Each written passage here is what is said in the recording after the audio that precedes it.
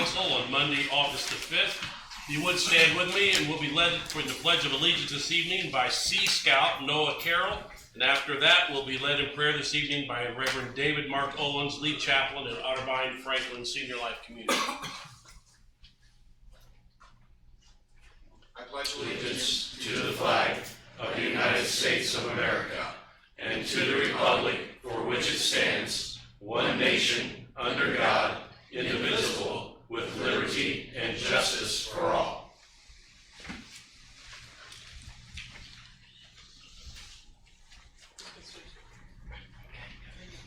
Let's pray. God of all, this day is yours. We think of a line that's drawn between El Paso, Texas, and Dayton, Ohio, and we find ourselves on that line. Tonight we remember those who are hurting in these cities and somehow extend our hearts to them and to those that respond and those who are providing care there, and help us to be aware of that. But God of all, I lift to you tonight two groups of folks. First of all, the peacemakers that are caring and compassionate and reach out and are sensitive to what's going on around them and people that are hurting in this community and this community and town, the city of Greenwood. Lord, bless the peacemakers, and you tell us that blessed are the peacemakers. So be with them in special ways. God of all, I also lift to you the sheepdogs that are vigilant, that protect us from the wolves of society. Help us each to be vigilant in caring for our neighbors and to watch for those who be predators and those who would inflict harm or pain upon someone else in this community. Whether they wear a uniform or carry a badge or ride a fire truck or work in the city enforcing the ordinances or writing those ordinances. Lord, help us to care for each other with both vigilance and with peace in our hearts. This night is yours. Bless our council. Bless all who serve in this community. Amen.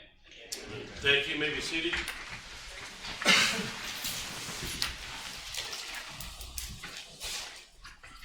Hello there.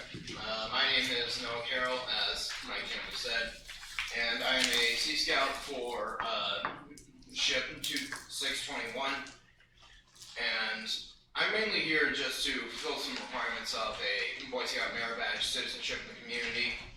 But, you know, it's always nice to just be active in the community and figure out what's going on.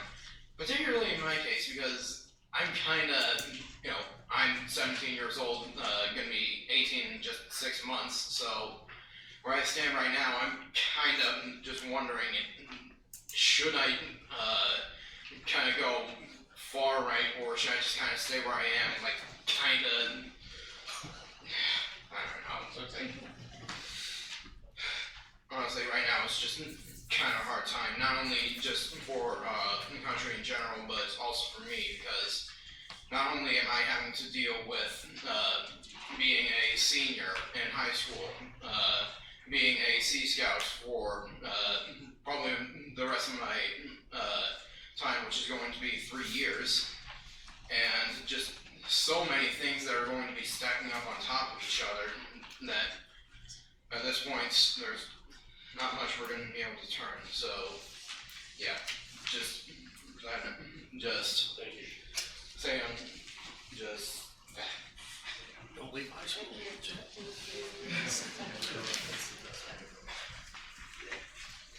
Thank you, Noah. Roll call. Armstrong, Here. Bates, Present. Campbell, Here. Dine, Here. Foster, Present. Gibson. Here. Hill. Here. Hopper. Here. And Lexi. Here. We have a quorum. All of you should have received copies of the minutes from our last regular meeting of July the 15th. It seems so long ago. Do I have a motion? I so move. Motion by Mr. Bates, second. Second by Mr. Lexi. Any additions, deletions, or corrections? Seeing none, roll call on the minutes. Armstrong, Aye. Bates, Aye. Campbell, Aye. Dine, Aye. Foster, Aye. Gibson, Aye. Hill, Hopper, Aye. and Lexi. Aye. Minutes are approved and voted 9-0. At this time, if you're here in the audience and would like to address the council concerning matters that are on tonight's agenda, please step to the podium. There's a 5-minute time limit per person, and state your name and address for the record.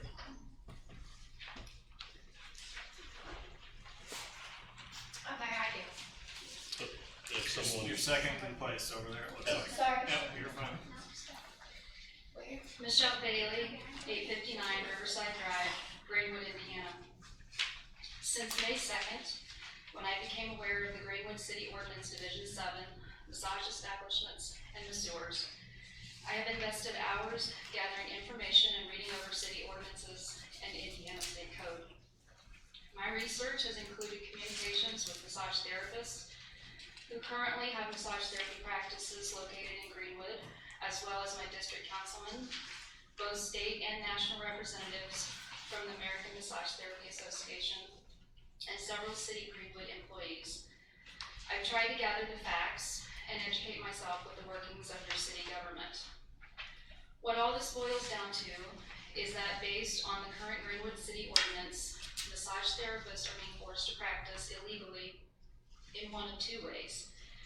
We either comply with the ordinance, meaning we practice without doors on our treatment rooms as stated in the current Greenwood Ordinance, and therefore break state law by not maintaining the confidentiality and privacy of our clients and patients as stated in Indiana Code 2521-8 2-9. Or we keep our treatment room doors in place and break the law by not being compliant with the current city ordinance, Section 4-78, where service is to be rendered. This is a very stressful position to be placed in, and one that creates ethical turmoil for those of us who have spent our careers upholding our massage therapy standards of practice. I have been in practice for 17 years. My initial education required over 600 hours of classroom and clinical instruction. I am board certified, state certified, and I am trained in oncology massage and provide massage therapy to patients at both IU Simon Cancer Center and Community South Cancer Center. I maintain my private practice office as well. I keep current on all my certifications. The state of Indiana requires that any person offering or providing massage therapy meet an extensive list of criteria that is renewed every 4 years. Completing annual professional ethics training is included in that criteria. See section Indiana Code 25-21.8-42 under qualifications. Until recently, when I relocated my private practice from Indianapolis to Greenwood, I have never been in a situation where I was made to feel like a criminal or had to compromise my professional ethics. The past 3 months have been a challenge for me, and I've been way out of my comfort zone, as you can tell, with this entire process. However, my goal is to create a positive change that elevates the profession of massage therapy and provides all future Greenwood massage therapists with the ability to provide healthcare services legally and confidently to their patients and clients. I respectfully ask that you vote yes to pass the proposed amendments to Ordinance number 1919. Thank you very much for your consideration. thank you. Hi, I'm Linda. I represent Ray Carpenter in Greenwood. I know that in 2018, there was a lot of calls to our facility. I just recently started working there, but I've worked at other hotels and I've also worked for other agencies in Marion County. But my question is, in order to, because I understand if you guys come onto our property for the in-house list to do warrant sweeps, I have a lot of knowledge in this field, so my question is as another hotel I worked at, we set up an email chain. And basically we sent over to the city of Indianapolis our in-house list, which therefore you guys, they could, from their cars, do their warrant checks instead of coming on property and showing that they're at our location. So I'm wondering if that'd be a possibility of something we could set up here in Greenwood as well. Because it saves showing that you guys are on the property, because from 2018 to 2019, I can guarantee the calls have been down. And it, you know, I've been there for a few months, but I've only seen the police there a handful of times. I've worked at a very bad hotel on 31 where I've seen them every hour on the hour. So from Indianapolis to Greenwood, it's a big difference. Red Carpet Inn is a good place. It's, you know, I feel safe with my granddaughter there, and that's speaking volumes for a hotel. So I'm just wondering if we can, I'm here to make solutions, so I just wonder if that would be okay to set That's a that up. possibility. We'll have to look into that. Okay, All right. that's my question. Thank you. Thank you.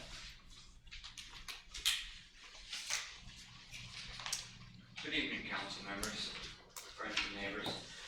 Randy Gooden, 1157 Central Park Boulevard, South Greenwood, Indiana, 46143. I only have one request tonight, and that is regarding Resolution 1913.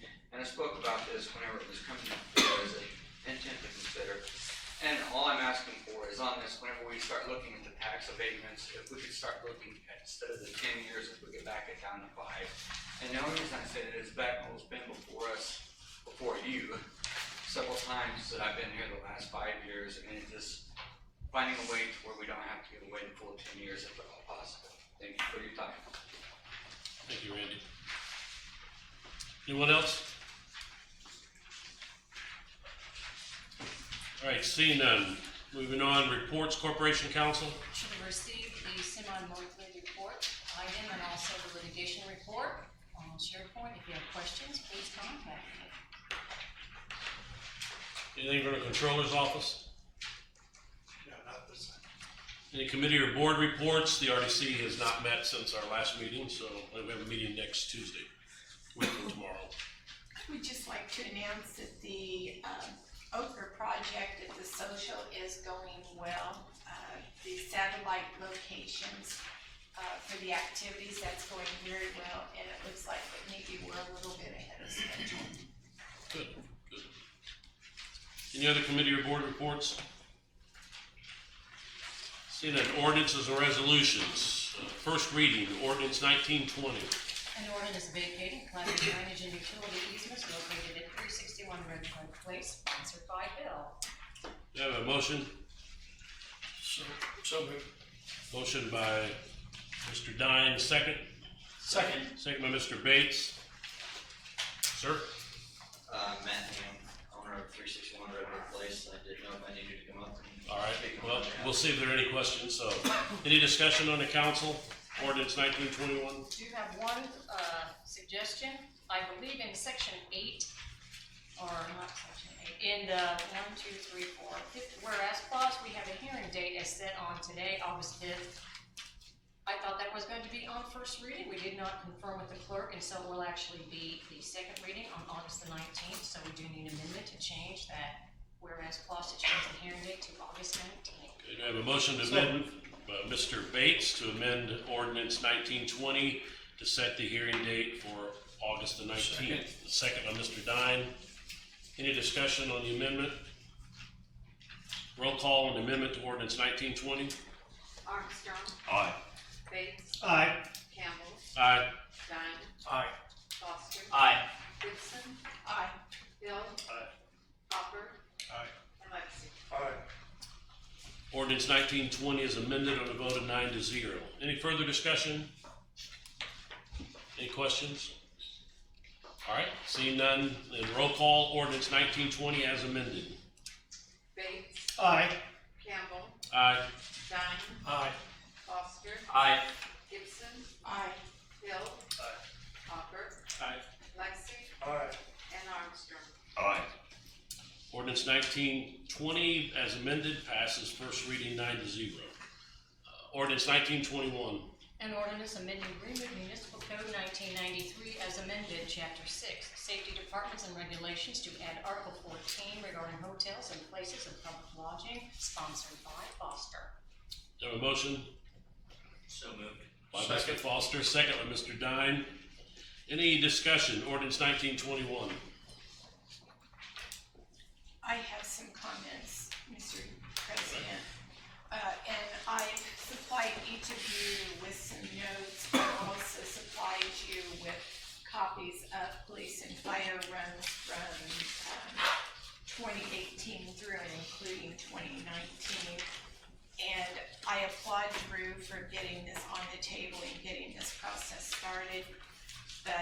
I think there's several things that we need to give more thought and discussion to. I believe that establishing a committee that includes 2 to 3 council members, the controller, the police and fire chief, legal department, and possibly someone from the Board of Works would allow us to include both the chiefs in creating the guidelines and the necessary documents. During the last several months, I've had several individuals reach out to me regarding the extreme number of medical runs at businesses along Main Street and Sheep Road. Residents in Country Air are concerned in the event of their own medical emergencies, such as a stroke or a heart attack. The closest standby ambulance might already be active on a call. Even though we have 3 ambulances resident within our city, residents are concerned there might be minutes added to the response time, which could greatly impact their overall outcome.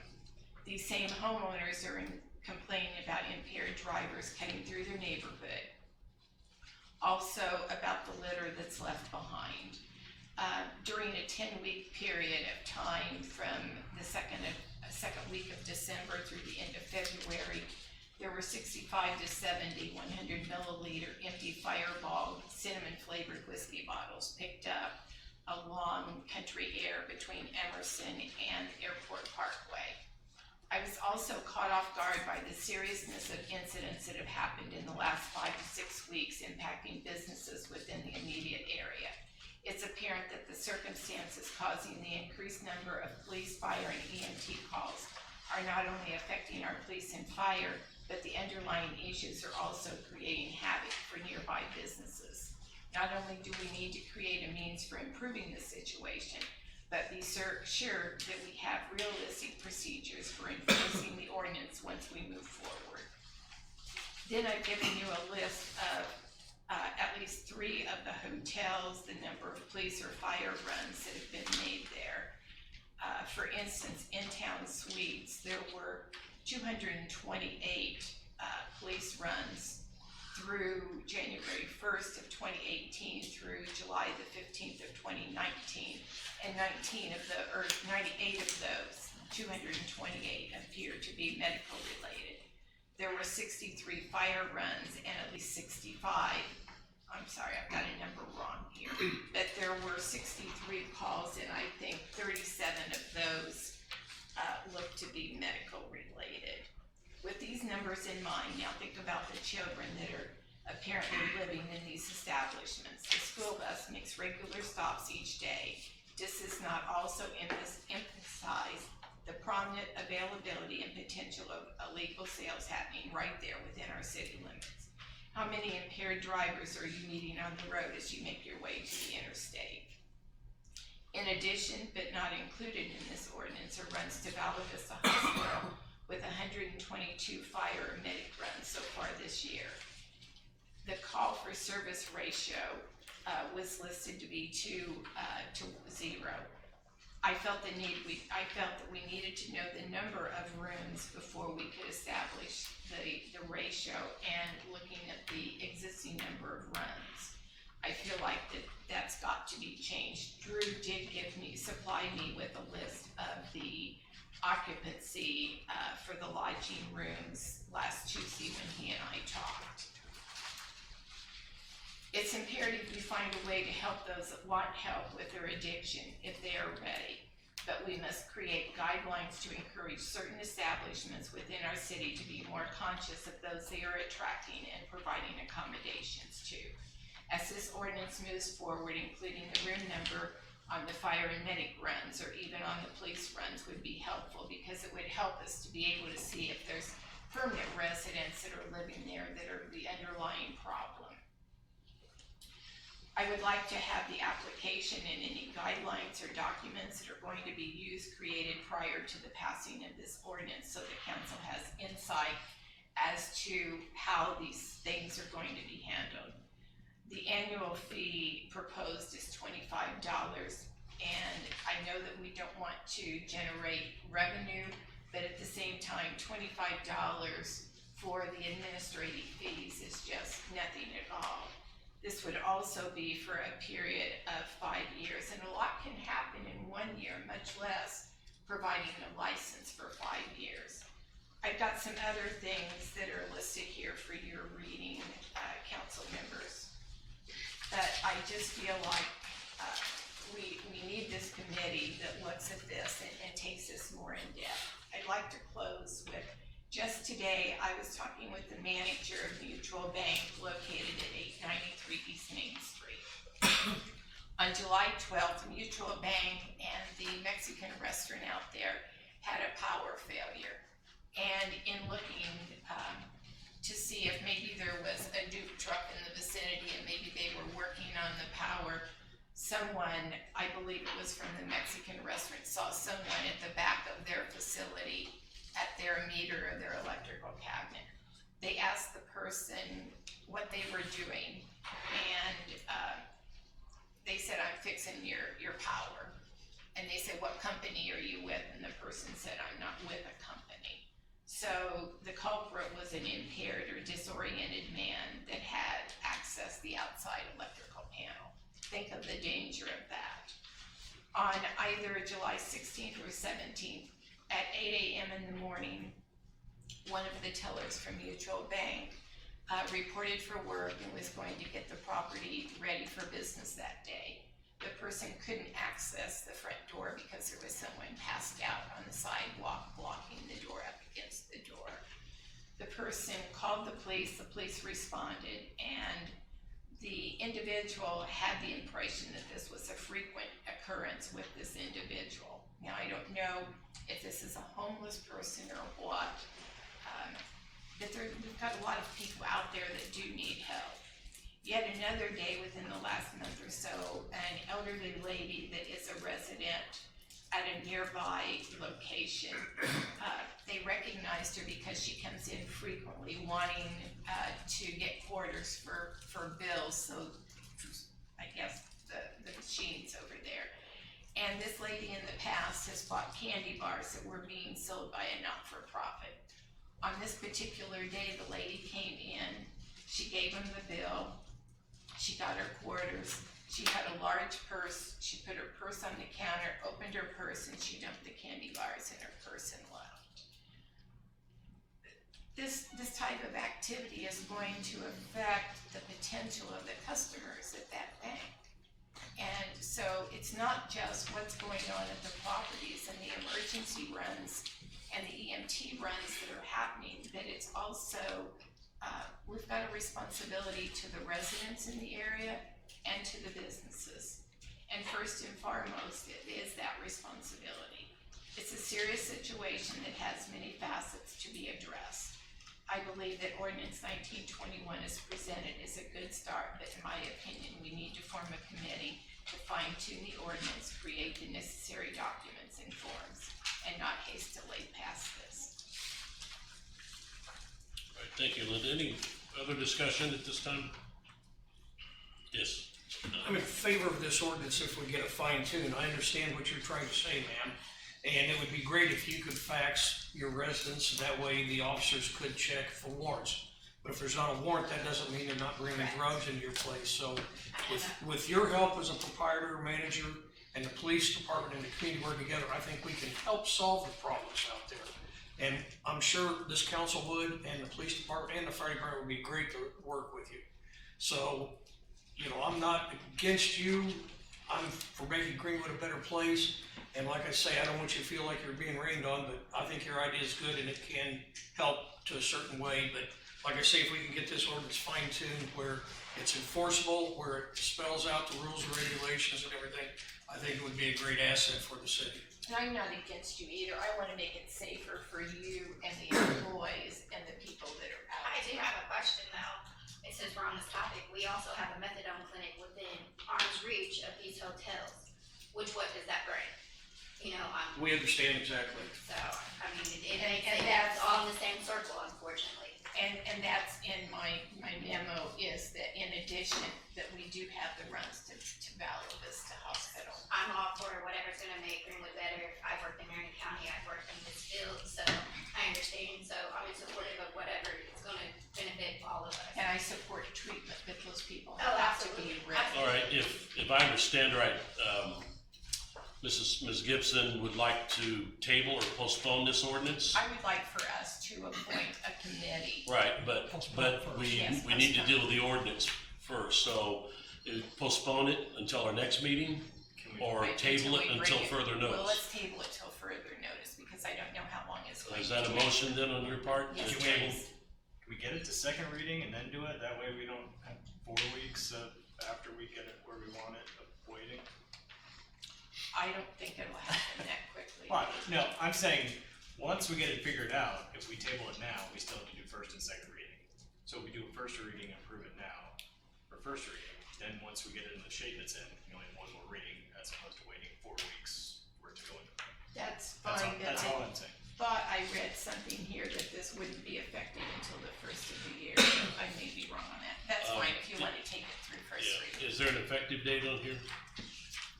I think upon passage it's effective, but it really, the 1 year period would be for the Typically, like calendar year though. Typically, it's on passage, Yeah. so. Not till January next year. Yeah, section 5 says this ordinance shall be in full force and effect from and after its passage and signing by the mayor, so. As far as all right. application form, since any hotel in existence right now operating would be grandfathered in, they'd have to be given a license. I believe if I, correct me if I'm wrong, but the sense I get is that we all would like to fine tune this, but consideration of timing, we would go ahead and pass it first reading tonight, and then at our next meeting, if we don't have a committee findings by that point, we can table it until we do. Is that? All right, any further discussion then on ordinance 1921, first reading? All right, before we have roll call, let's deal then with the committee. And you suggest a couple council people, and I can talk with the chief, and Linda would, obviously, would you be willing to serve on this? And Well, I Drew? think Drew should. Well, I think the 2 of you. And then I'll talk to, Well, both chiefs are already, yeah. are already in agreement. Well, I don't want to put them on, oh, they are, well, I don't want to put them on the spot publicly, but I will talk to them, confirm with them afterwards if they are willing to do so. And I've talked with Kevin Hoover about whether we would think about the Board of Works being more engaged in this. Okay, And I think it would be good for him to be on that. all right.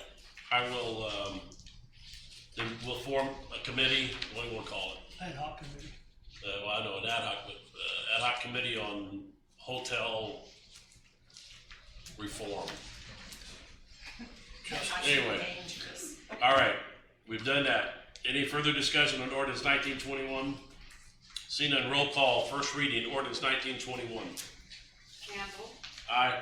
Dine, Aye. Foster, Aye. Gibson, Aye. Hill, Aye. Hopper, Aye. Lexi, Aye. Armstrong, Aye. and Bates. Aye. Ordinance 1921 passes first reading 9-0, and then we will wait at our next meeting and to see what reports we have back from the committee. Second reading, ordinance 1919. An ordinance amending chapter 4, article 2, division 7, section 470, massage establishments and masseurs of the Greenwood Municipal Code 1993 as amended to clarify exemptions, sponsors Gibson and Hill. Have a motion? So moved. Motion by Ms. Gibson, second. Second. Second by Mr. Foster. Any discussion, ordinance 1919? I would like to remind the council one more time, I know Ms. Bailey was very emotional and eloquent. The ordinance was never intended to apply to massage therapists. It was supposed to exempt healing arts, and that would include massage therapists. So if this clarifies things, I hope that she is satisfied. But it never was, the way it was written, really supposed to apply to them. Doesn't apply to her anyway, right? 'Cause Correct, it was She's got never- every license and certification. She is a licensed, she's certified in the healing arts, which is the exemption under the current ordinance. All right, any further discussion? Seeing none, roll call, ordinance 1919, second reading. Dine, Aye. Foster, Aye. Gibson, Aye. Hill, Aye. Hopper, Aye. Lexi, Aye. Armstrong, Aye. Bates, Aye. and Campbell. Aye. Ordinance 1919 passes second reading 9-0. Resolution 1913.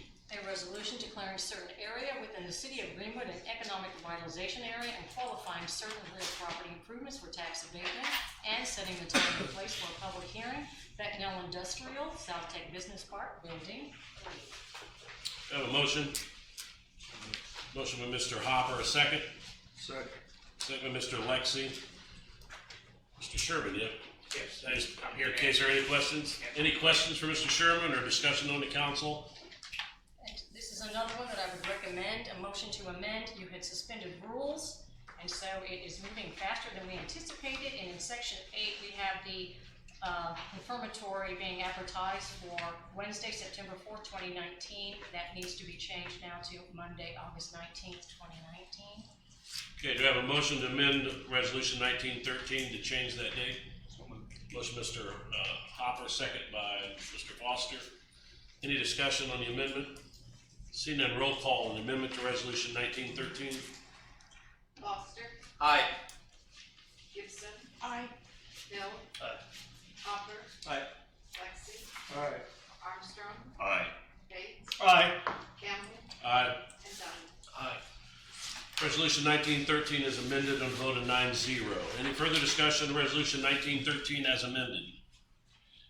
How many of the three that we're talking about tonight have had construction start? Building number 1 is almost completed, number 2 is under construction. 3, 4, and 5 are to be started, they're in the approval process. Okay, I thought 1 and 2 had been there for quite a while. No, you may be thinking of the 2 that are out in front, but the Becknell buildings, number 2 is what is being worked on now, should be finished within 30 days. Thank you, sir. Okay. All right, any further discussion? Seeing none, roll call, second reading, resolution 1913 as amended. Gibson, Aye. Hill. Aye. Hopper, Aye. Lexi, Aye. Armstrong, Nay. Bates, Nay. Campbell, Aye. Dunn, and Foster. Aye. Resolution 1913 passes second reading 7-2. We're scheduled for resolution 1914. A resolution confirming resolution 1911, the declaration of a certain area within the city of Greenwood an economic revitalization area and qualifying certain real property improvements for property tax abatement and setting the time and place for a public hearing. Becknell Industrial, South Tech Business Park, Buildings 4 and 5. Sponsored by Hopper. Do I have a motion? By Mr. Hopper, second. Second. Second by Ms. Gibson. Any discussion, resolution 1914? It is scheduled for a public hearing. We'll open up for a public hearing. If you would like to speak for or against resolution 1914, please step to the podium. State your name and address for the record. Seeing none, close the public hearing. Any discussion on the council? Seeing none, roll call, resolution 1914. Hill. Aye. Hopper, Aye. Lexi, Aye. Armstrong, Nay. Bates, Nay. Campbell, Aye. Dunn, Aye. Foster, Aye. and Gibson. Aye. Resolution 1914 passes 7-2. Thank you. New business, introduction of new ordinances and resolutions, ordinance 1922. An ordinance amending the 2019 salary ordinance, common council ordinance number 1823 to include classifications of probation department positions, change the title and classification of the principal planner, and address fire department administrative staff overtime. Sponsored by Lawrence Bates. Anybody want to talk to us about this? Don't have to, Daniel. I appreciate it. Daniel Johnson, city engineer. Really, there's really just three components of this, that being, these are just sort of fixing some administrative issues in the 2019 salary ordinance, inserting a classification for the post-conviction service, the probation and support staff. In our CDA PPS staff actually changing the title of the principal planner to planner and then converting that from a non-exempt to an exempt position. And then the third part is adding some Fair Labor Standards Act regulation language for the admin staff and the fire department. All right, any questions for Mr. Johnson? Thank you very much. Next, ordinance 1924. An ordinance to establish a motor vehicle highway MVH sub-fund sponsored by Campbell. Mr. Wright. So as you know, last year we did receive an increase in the gasoline taxes from the state. One of the restrictions on that was that one half of those distributions had to be used for construction or for maintenance and preservation of roads. So the auditors at the State Board of Accounts came out with a recommendation that each government unit establish a sub-fund of their NVH. Basically, you would budget it within your NVH fund, and then when you receive your NVH distribution, put half of it to the sub-fund, and then half of your construction, road preservation, et cetera, expenses hit that so that you can show that you've met the letter of the law. All right, so this is recommended by the State Board of Accounts? Yes. All right, any questions? All right, thank you. Ordinance 1925. An ordinance amending Greenwood Municipal Code 1993, Chapter 2, Article 10, to establish a general non-sufficient funds fee. Sponsored by Gibson. Mr. Wright. I'll also speak on this one.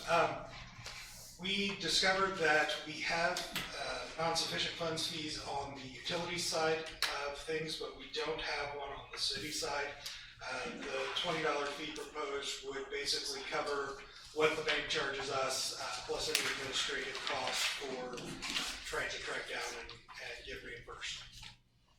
All right, any questions? All right, thank you, Mr. Wright.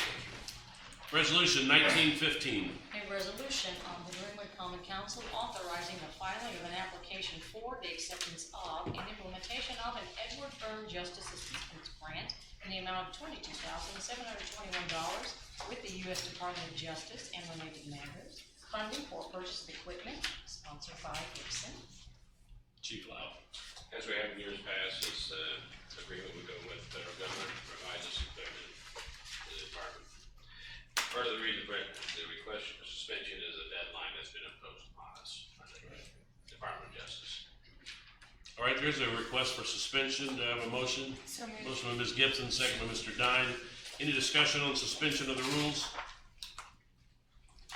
Seeing none, roll call on suspension of the rules for the first reading of resolution 1915. Hopper. Aye. Lexi. Aye. Strong. Aye. Bates. Aye. Campbell. Aye. Dine. Aye. Foster. Aye. Gibson. Aye. And Hill. Rules are suspended through first reading. Do I have a motion on first reading? So moved. Motion by Mr. Bates, second by Mr. Lexi. Any discussion? What is the purpose of the, do we have something planned to use this money for? At this time, we plan on using it for moving radar and portable drug tests. All right, we usually do this for any scouts that are here, but for everyone that may not understand, we have usually an ordinance is presented on one night as an introduction, and then 2 weeks later at our next meeting, we have first reading, and then 2 weeks later we get to vote again on second reading.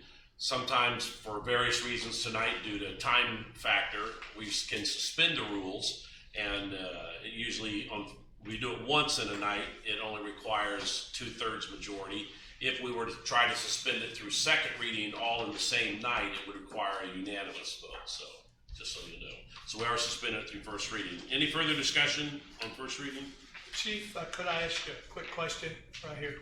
It's unrelated. How are we doing, there's a lot of discussions, I heard on the news recently about body cameras. How are we in that category? Oh, we are into a 5-year agreement with Axon. So we've been on body worn cameras So every police officer has. No, not every. 2 lieutenants, because they're supposed to be administrative duties, and detectives, obviously, administration, we don't have cameras. But every patrolman out there does. So every patrol officer does. Patrol and sergeants, and 2 of the lieutenants, but 2 of them do not. All right. Thank you. All right, any further discussion? Resolution 1915? Seeing none, roll call. Resolution 1915, first reading. Lexi, Aye. Armstrong, Aye. Bates, Aye. Campbell, Aye. Dine, Aye. Foster, Aye. Gibson, Aye. Hill, and Hopper. Aye. Resolution 1915 passes first reading 9-0. Resolution 1916. A resolution of the Greenwood Common Council approving an interlocal agreement between the City of Greenwood and Johnson County regarding allocation of 2019 Burn Justice Assistance Grant and related matters, sponsored by Gibson. Again, there's been a request for suspension of the rules. Do I have a motion? Motion, Mr. Hopper, second by Ms. Gibson. Any discussion on suspension? Seeing none, roll call on suspension of the rules through first reading on resolution 1916. Armstrong, Aye. Bates, Aye. Campbell, Aye. Dine, Aye. Foster, Aye. Gibson, Aye. Hill, Aye. Hopper, Aye. and Lexi. Aye. Rules are suspended through first reading. Do I have a motion on the first reading? Motion by Ms. Gibson, second by Mr. Bates. Any discussion? Any questions for the chief? Seeing none, roll call. Resolution 1916, first reading. Bates, Aye. excuse me, Campbell, Aye. Dine, Aye. Foster, Aye. Gibson, Aye. Hill, Aye. Hopper, Aye. Lexi, Aye. and Armstrong. Aye. Resolution 1916 passes first reading 9-0. Thank you. Do we need to take this through second reading? No, we're okay. Okay. Thank you. All right, thank you. Miscellaneous business, anything from the council?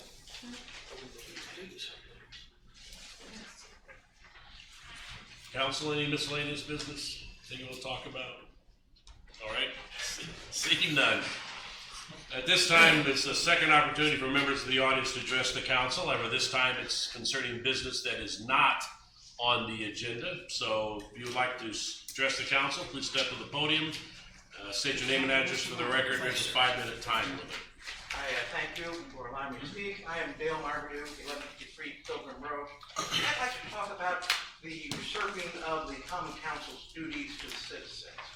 The Common Council has the duty to represent the citizens, but I've been seeing more and more things that bypass the council and are, long-term contracts without any input that are, I feel, bad for the community.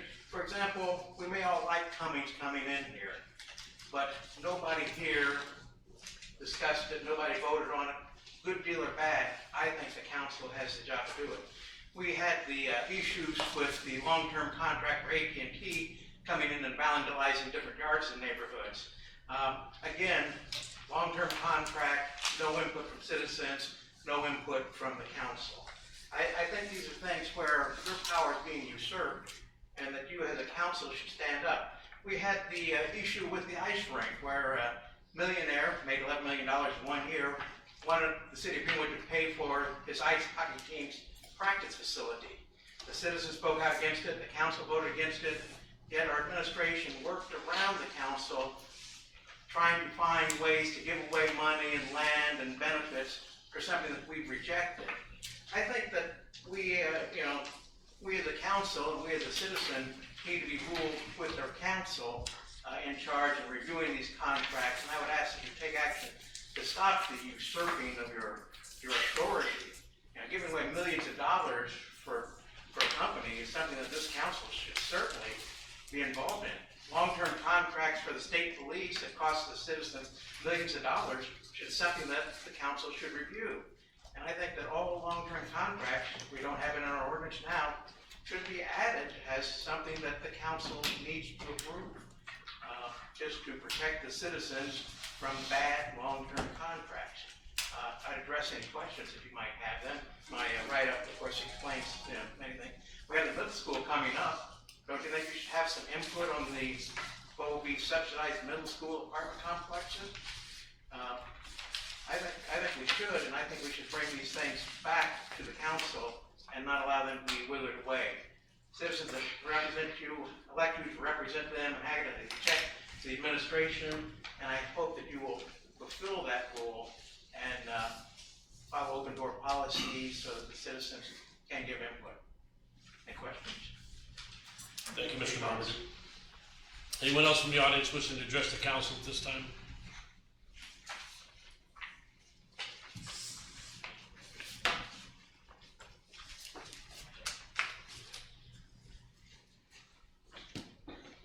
Daniel Johnston, city engineer. Just wanted to take a brief moment to make an introduction. This is Dale Davis. He is our new planning director in CDS. And so I just wanted to give you this opportunity to put a face with a name going forward. Thank you. Thank you. So you don't Welcome, plug Mr. that Davis. Welcome, Mr. Davis. Good to have you. Thanks for coming tonight. Thanks, Daniel. Anyone else wishing to address this council at this time?